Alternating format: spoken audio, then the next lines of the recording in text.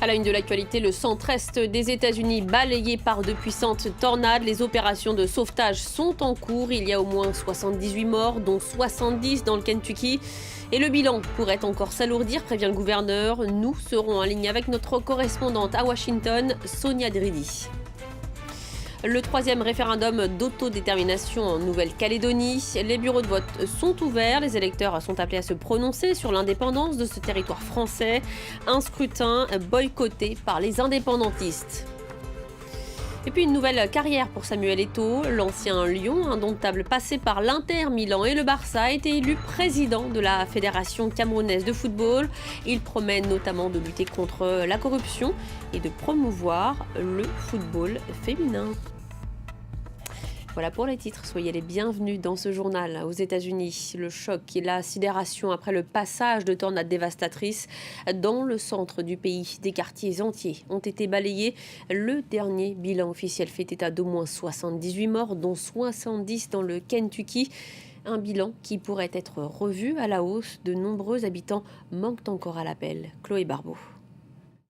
C'est une ville dévastée, balayée par une gigantesque tornade. De Mayfield dans le Kentucky, il ne reste que ses ruines. Des bâtiments éventrés, comme ce bureau de poste. Des carcasses de voitures. Cette station essence est complètement retournée. Pendant la nuit, le toit de cette usine de fabrication de bougies s'est effondré sur les ouvriers. L'une des employées se filme, piégée sous les décombres. Je reste calme, mais je ne vais pas bien. Au lever du jour, l'épouse de cet homme traumatisé reste introuvable. Je veux retrouver ma femme. J'espère qu'elle est dans un endroit en sécurité. S'il te plaît, reviens-moi. Cette tornade est la plus meurtrière de l'État du Kentucky. Nous avons déjà perdu plus de 70 compatriotes. Et ce chiffre pourrait monter à plus d'une centaine. La nuit dernière, un phénomène météorologique a créé plusieurs dizaines de tornades dans le centre-est des États-Unis. Kentucky, Arkansas, Tennessee, Illinois et Missouri, au moins 5 États ont été touchés. Joe Biden s'en est ému. Perdre un proche dans une tempête comme celle-ci est une tragédie inimaginable. Nous travaillons avec les gouverneurs pour nous assurer qu'ils ont ce dont ils ont besoin pour rechercher les survivants. À Edwardsville, dans l'Illinois, cet amas de tôle était un entrepôt Amazon. À l'intérieur, des employés qui travaillaient de nuit pour traiter les commandes avant les fêtes de Noël se sont retrouvés pris au piège, dont le proche de cette femme. Il était au téléphone avec moi pendant que ça se passait. Les camions arrivaient, je lui ai dit de sauter du camion et de se baisser. Maintenant, il est introuvable.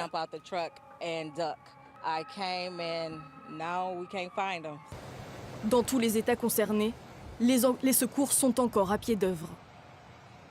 Une tragédie inimaginable pour Joe Biden. Il a évoqué le réchauffement climatique qui rendait les phénomènes météorologiques plus intenses. Le président américain a appelé à l'unité du pays et à dépasser les clivages politiques. On l'écoute.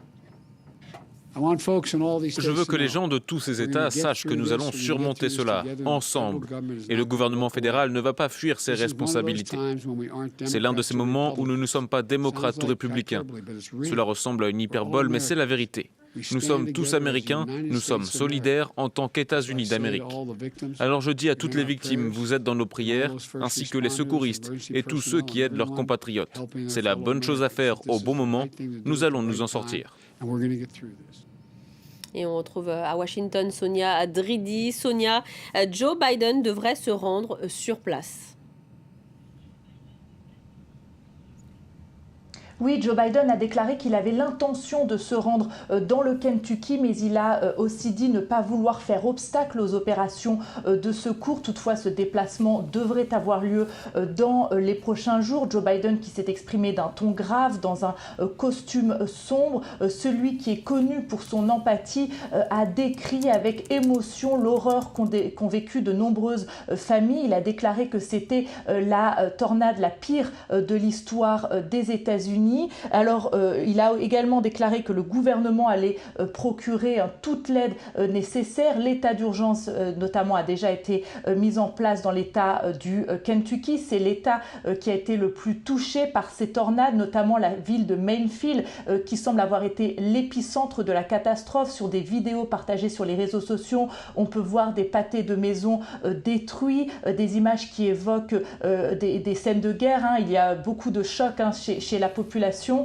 et chez les Américains qui ont découvert ces images ce samedi matin. Alors, Joe Biden, sans clairement établir un lien de causalité entre le dérèglement climatique et cette catastrophe, a déclaré: tout est plus intense lorsque le climat se réchauffe. Il a également précisé qu'il allait demander l'avis de l'Agence américaine de protection de l'environnement sur cette question.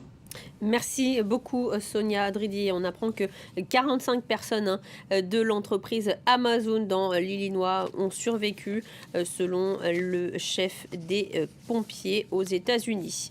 Et on en vient à cet autre drame qui s'est joué cette fois-ci de l'autre côté de la frontière, côté mexicain. Il tentait de gagner le territoire américain. 55 migrants venus du Guatemala ont péri dans un accident de la route alors qu'ils traversaient le Mexique. Le camion transportait dans sa remorque plus d'une centaine de personnes lorsqu'il s'est renversé dans l'état du Chiapas.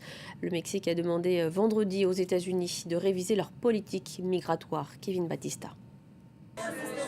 Une prière pour ce qu'ils appellent un miracle. Dans un pays, le Guatemala, où 3 jours de deuil national ont été décrétés. Tous connaissent un homme, Celso Pacheco. Il a survécu à l'accident de la route au Mexique, dans lequel, quelques jours plus tôt, une cinquantaine de migrants ont perdu la vie. Sus sueños era cruzar y llegar a los Estados Unidos por la necesidad que teníamos. Tengo 2 hijas, una de 11 años y una de 2 años. Él vio la necesidad que teníamos. Cet accident, qui a également fait plus d'une centaine de blessés, implique de nombreux Guatémaltèques. Tous faisaient route vers Puebla pour ensuite se diriger vers le nord du Mexique. Une route migratoire qu'empruntent chaque année des milliers de personnes, le plus souvent en camion ou à pied pour ceux qui ne veulent pas payer les passeurs. Yo creo que todo lo que hemos hecho vale la pena seguir adelante. Yo les doy ánimo a todos los que estamos aquí que sigamos. Majoritairement originaires de pays d'Amérique centrale, ils n'ont qu'un objectif, atteindre et traverser le Mexique pour entrer aux États-Unis. Pour le président mexicain, les États-Unis doivent repenser leur politique migratoire pour éviter de nouveaux drames. Andrés Manuel López Obrador affirme avoir déjà évoqué le sujet avec Joe Biden. Duele mucho cuando se dan estos casos. No se ha podido lograr el que se atiendan las causas que originan el fenómeno migratorio. Pour le Mexique, il y a urgence. Entre janvier et octobre, le pays a enregistré plus de 108 000 demandes d'asile. Les demandeurs doivent attendre ici l'examen de leur dossier aux États-Unis. C'est le programme Quédate en México reste au Mexique, signé entre Mexico et Washington, sous le mandat de Donald Trump. Pour ou contre l'indépendance de la Nouvelle-Calédonie, c'est à cette question que vont devoir répondre les habitants de ce territoire français situé dans le Pacifique. C'est le 3e et dernier référendum d'autodétermination. Il est boycotté par les indépendantistes qui souhaitaient son report. Les bureaux de vote ont ouvert à Nouméa avec un peu d'avance, comme nous l'explique William Cromwell. Ça a beau être un jour de référendum, et même si le ciel ne l'indique pas, la Nouvelle-Calédonie est sous la menace d'une dépression tropicale et elle est actuellement en pré-alerte cyclonique. Malgré cela, les bureaux de vote ont ouvert effectivement à 7h, soit 1 heure avant les horaires habituels, pour éviter les attroupements, les longues files d'attente, puisque nous sommes en vigilance Covid, si l'on peut dire. 185 000 électeurs environ sont inscrits pour ce 3e référendum de l'accord de Nouméa. Sur les tables des bureaux de vote, un tas de bulletins oui, un tas de bulletins non. Pour répondre à la question: voulez-vous que la Nouvelle-Calédonie accède à la pleine souveraineté et devienne indépendante? C'est la même question qui avait été posée en 2018 et en 2020. La réponse ici, c'est à partir de 20h. À noter une différence par rapport aux 2 scrutins précédents, la présence assez importante de forces de l'ordre. 2200 hommes supplémentaires sont venus en renfort pour, je cite, le Haut Commissariat, sécuriser l'opération référendaire. Et ça ne semble pas complètement inutile, si vous me permettez l'expression, puisqu'on nous signale déjà sur la petite île des Pins, au sud de la Grande Terre, des barrages autour d'un bureau de vote de l'île des Pins. Le bras de fer continue entre Paris et Londres sur l'octroi des licences aux pêcheurs. Sur les 104 réclamés par la France, les Britanniques n'en ont accordé que 23. Pour les pêcheurs français, le compte n'y est pas. Dans les Hauts-de-France, ils se disent délaissés par la Commission européenne et promettent des actions contre les importations de produits britanniques. C'est un peu le combat de David contre Goliath. En Inde, des milliers d'agriculteurs ont finalement obtenu gain de cause après une année de manifestations et de blocages. La réforme agraire, très contestée, a été abandonnée par le gouvernement. La loi devait permettre aux entreprises privées de contrôler davantage le secteur agricole. Inès Olagaray. Pour une fois, ces embouteillages à la sortie de New Delhi sont bon signe. Ces milliers d'agriculteurs reprennent le chemin de leur village. Le gouvernement vient de céder à leurs dernières revendications. Au vu des promesses faites par le gouvernement, nous avons décidé de suspendre nos manifestations.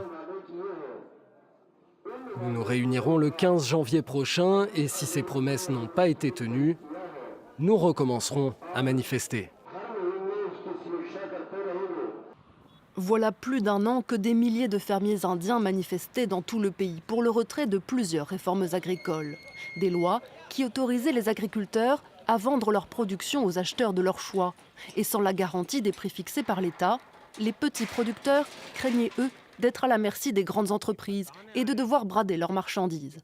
Face à l'ampleur de la contestation, le Premier ministre indien a fini par faire abroger ces lois le mois dernier.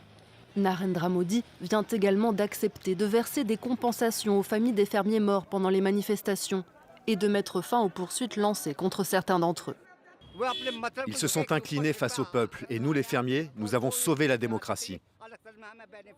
Depuis son arrivée au pouvoir en 2014, jamais Narendra Modi n'avait cédé face à la contestation de la rue. Mais le Premier ministre veut garder l'avantage dans les États du Pendjab et de l'Uttar Pradesh, où se tiendront des élections clés dans quelques mois, et d'où sont originaires de nombreux agriculteurs ayant pris part au mouvement. Au Cameroun, il raccroche définitivement ses crampons et endosse cette fois le costume de président de la Fédération de football à tout juste 40 ans. Samuel Eto'o, l'ancien buteur des Lions Indomptables, a été élu à la tête de l'institution camerounaise. Je me rappellerai ce jour avec fierté, a-t-il écrit sur son compte Twitter. Il promet de donner un nouveau souffle au football camerounais. Et les défis sont nombreux, comme nous l'explique notre correspondant Marcel Amoko depuis Yaoundé.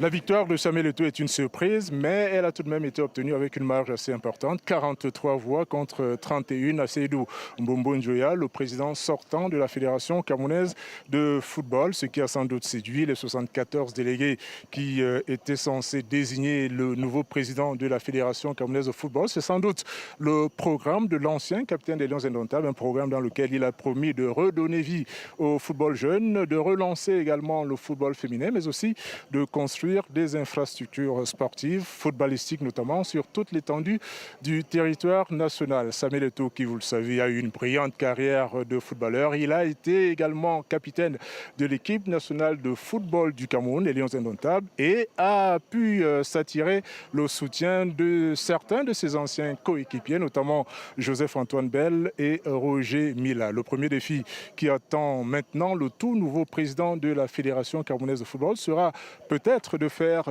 gagner les Lions Indomptables lors de la prochaine Coupe d'Afrique des Nations que le pays accueille à partir du 9 janvier prochain. Une compétition que le Cameroun n'avait plus accueillie depuis 50 ans, depuis 1972.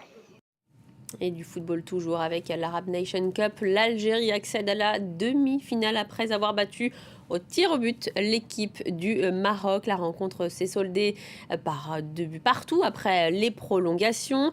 L'Algérie affrontera le Qatar également en demi-finale. La Tunisie fera face à l'Égypte.